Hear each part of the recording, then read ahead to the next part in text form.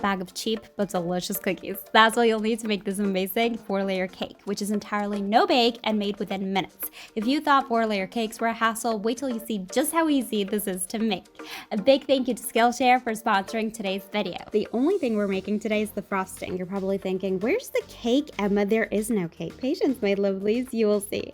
I've creamed together the cream cheese, vanilla, and powdered sugar. We're making a sort of cheesecake cream cheese frosting today. It's delicious and it's crucial for this cake. I'll explain as we go along. Whip this up just for about a minute and add your heavy cream. If you're new to my channel, hello there, welcome people. Make sure to subscribe and click that notification bell. I post new videos every week. Whip this while we're aiming for stiff peaks. Now for the cake base, we're gonna use good old cookies.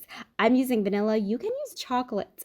Dip your cookies in some milk, and because we don't want the first cake layer to move around, we're gonna add a small dollop of frosting to the bottom of the cookie.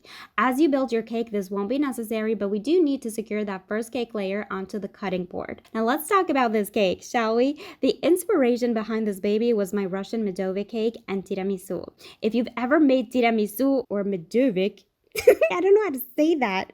You know very well the basis of those cakes are cookies. Whoever invented tiramisu or Medovik is a genius. And I thought it'd be really awesome to take that concept and make it into a birthday cake. If you're in a rush to make a cake and you want to make your parents a birthday cake, if you are a college student and you don't have an oven, this is the most perfect quick birthday cake recipe. Nobody will know this cake was entirely no bake.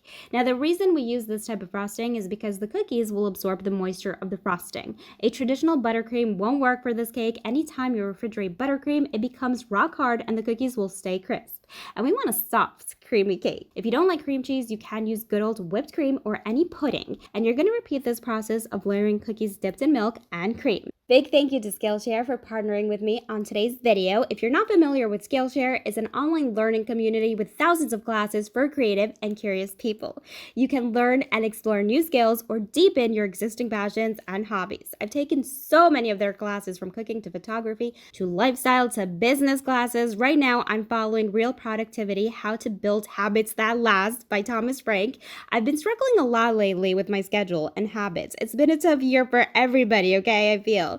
I'm excited to take this class. It teaches you how to set reasonable and realistic goals and just give you a better understanding of your habits. What I love about Skillshare is that it's curated specifically for learning, meaning there's no ads and they're always launching new premium classes, so you can stay focused and follow wherever creativity takes you. The annual subscription is less than $10 a month, and the first 1,000 people to sign up to Skillshare using my link in the description box below will get a free trial of premium membership. Now, as you reach your last cake layer, you do want to make sure you cover the sides as well with frosting. If you don't do this, the edges won't soften, and we really want, to soften that cookie sponge. This doesn't need to be perfect, just cover the sides, people. Now, the hardest part about this cake is waiting. Just like tiramisu, this cake is fast and easy to make. You make it in a couple minutes, but you gotta wait some hours to enjoy, okay?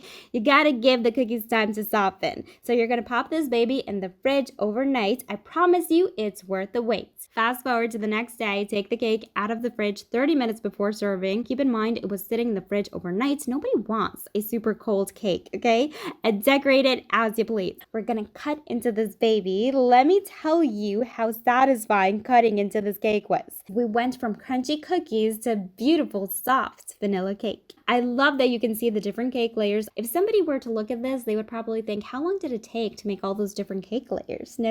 You and I know just how fast this cake was to make. Cut yourself a cake square or a proper big slice and enjoy.